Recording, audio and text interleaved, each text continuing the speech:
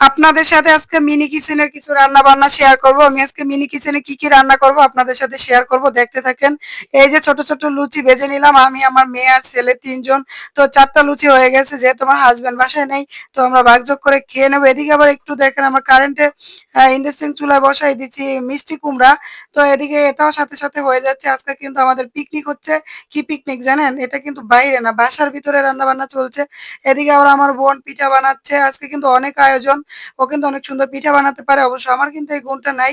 ও কিন্তু অনেক সুন্দর করে পিঠা বানায়। এদিকে আবার আমার বোনের মেয়ে, আমার ছেলে-মেয়ে ৪ জন, তো এরা ডিম খাবে। তো একটা ডিম কি করি বলেন? ৪ জনের তো হবে না। তাই একটা ডিম পরে কেটে দেখেন এভাবে 4G বুদ্ধি দিয়ে ৪ ভাগ করে দিলাম যাতে খেতে পারে ৪ জনই, কান্নাকাটি না হয় এজন্য।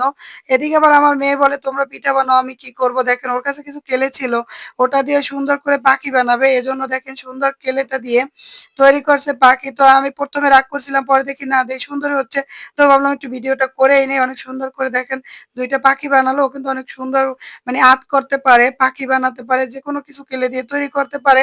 সবকিছু শেষে রান্না বসায় দিলাম। লতি দেখি যে ওটা দিয়ে আর খাওয়া হবে না, শুধু মিষ্টি কুমড়া আর ছোট লুচি পেট ভরবে না। সেজন্য আবার লতিও রান্না করে নিলাম। সব রান্না-বান্না শেষ করে নিলাম একসাথে।